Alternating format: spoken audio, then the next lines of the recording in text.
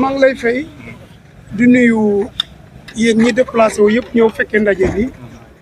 di tàmbali di féliciter madame le ministre de la jeunesse des sports et de la culture madame Khady Diène Gaye ci initiative bi nga xam ne jël na ko pour dajale ñi nga xam ne ñoo ŋànk lam gannaaw bi ñu arrêté lamb ji ci affaire de sécurité ak côté pour gën a xoolaat organisation bi nga xam ne moom la ñuy def ci lamb ji. di ko ciy féliciter bu baax di féliciter acteurs yi nga xam ne déplacé wu nañ. muy ñi nga xam ne ñoo teewal ministère de l'intérieur ministre des forces armées ak ñi nga xam ne ñooy acteuru lamb bu ma nee acteuru lamb mooy les lutteurs les promoteurs mbër yi promoteurs yi managers yi ñoom ñëpp déplacé wu ñun ñu bokk xalaat am na nag ay mesures yu bëri yoo xam ne jël nañ ko pour que lamb ji bu dooraatee rapidement ñu gaaw ñu tënku ci bokk na ci heure bi nga xam ne lamb ji day xaw a yéex a tas mais mesures yi ñu génnee mooy 18h30 gën ko yéex combat bu mag bi war nañ ko siffler ça veut dire que laata 19h ñëpp war nañu tas ba ñibbi parce que bëccëg li ko tax mooy bëccëg sécurité veillé ko bëccëg moo gën a yomb bu guddee pour ñu veillé ko parce que ñi nga xam ne dañ ci raax te bokkuñu ci lamb xëy na loolu mooy indi yenn gàllankoor yoo xam ne pour que waa force de défense et de sécurité bi maîtriser kaaraange nit ñi day xaw a jafe bu dee guddi na moo tax pour defar rek moo taxoon ñu daje heure bi dinañ ko saytu ba topp ko mbër yi fi ñuy jaar ba yëg si stade dinañ ci gën a waxtaan ak askanu lamb di ko définir mbër mu nekk fi ñu la tënk nga jaar fa dinañ la koy signifier te di ko xaw a garder parce que comme lamb def di milieu boo xam ne ay mystique ak yooyu yëpp da ci am mbër mi dina xam fan lay jaar ba yëg si stade jauge bi nag capacité d'accueil bi nga xam ne arène bi moom la am boobu tamit wax nañ ni dinañ ko respecter kenn dootul imprimer lu mot 20 000 billets parce que bu ñu nee capacité bi 22 000 la te ñun sóoraale wuñ ñi nga xam ne dañuy am accréditation ñi nga xam ne dañuy am carte laissez-passer kon su boobaa ak li nga xam ne système de défense et de sécurité dañ koy def pour séparer mbër yi loolu boo imprimer 22 000 places day am surplus ci biir moo tax 20 000 billets kenn dootuñu nangu kenn imprimer ko te dinañu am contrôle avant pendant dina am avant et pendant pour xool travailler ak les forces de défense et de sécurité képp ku xam ne fossoyeur nga non seulement dinañ la teg daan mais dinañu arrêté njaayum bi gannaaw loolu nag dinañu woo waa askanu lamb ñu dajewaat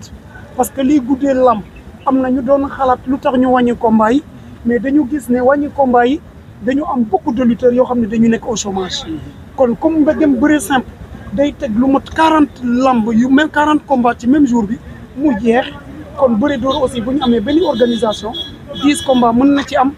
lépp li nga xam ne day guddee lamb bu ñu toogee ak waa lamb dinañ koy coytu ba lamb ji di teel a tas heure bi nga xam ne moom la autorité di wax. léegi li ñu bëggoon xam mooy tey daan yi tey lan la ñuy tënk ci kaw promoteur bi ak ci kaw lutteur bi bu fekkee ne tey respecté wuñ. loolu dafa am règlement boo xam ne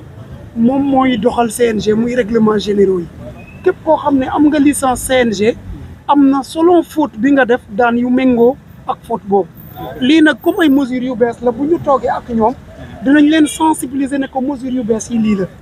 gannaaw loolu nag képp ku ci wàcc ay daan mën na nekk ci kaw mën nañu retirer sa licence mën nañ la aj mën nañ la teg ay daan financière ak yeneen yoo xam ne pour que rek li nga xam ne moom la ñëpp bëgg di lamb. ok grand combat bi bu commencé 18h30 léegi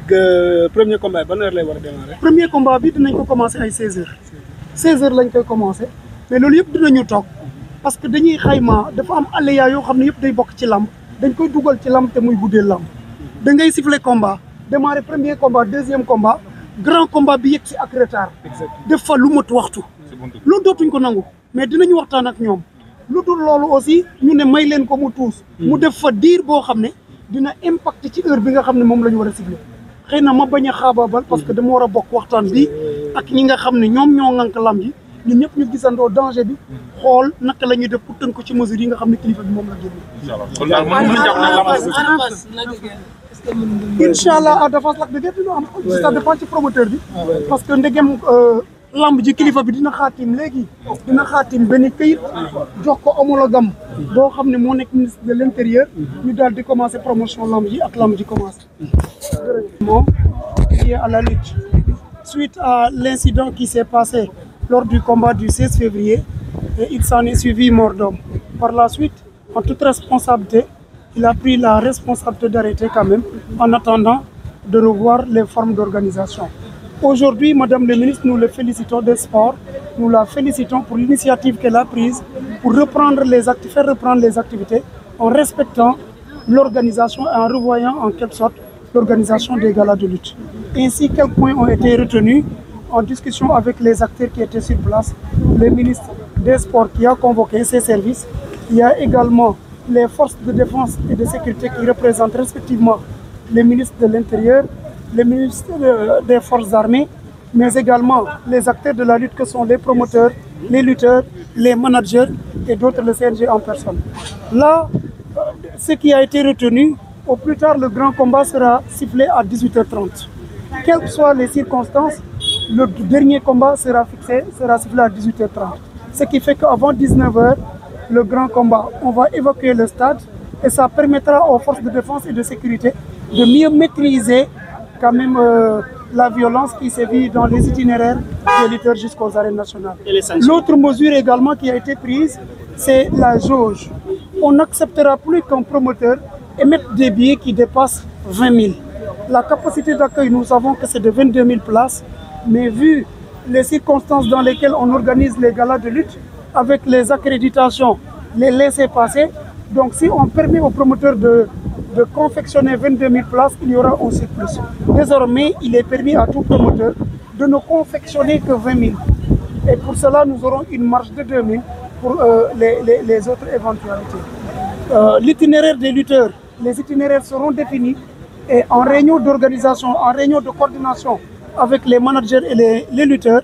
nous allons obliger quand même les lutteurs à suivre les itinéraires qui seront tracés. Ces itinéraires seront gardés quand même pour éviter des pratiques mystiques et protéger les lutteurs. Autre chose, nous allons convoquer tous les acteurs de la lutte au niveau du CNG pour revoir en réalité ce qui retarde le démarrage tardif des grands combats. C'est des autres choses quand même que nous savons, nous acteurs de la lutte, et ensemble on va redéfinir ces modalités pour respecter quand même les mesures qui sont prises. Les fossoyeurs quand même naturellement seront punis, comme c'est dans le cadre normal des choses. Tous ceux qui sont régis par les textes du CNG, qui détiennent des licences, et ils sont passibles de sanctions, toutefois qu'ils ne respectent pas les mesures qui sont prises. Mais quand même nous allons harmoniser, parler entre nous pour revoir, avoir une meilleure organisation. Et la date précise pour La date précise, Madame le ministre va écrire un arrêté qu'elle va soumettre au ministre de l'Intérieur et rapidement les compétitions vont démarrer. En tout cas, ça ne va pas tarder. Je ne veux pas aller danser plus vite que la musique, mais elle va le faire dans les meilleurs délais pour reprendre les compétitions. Merci beaucoup. Merci.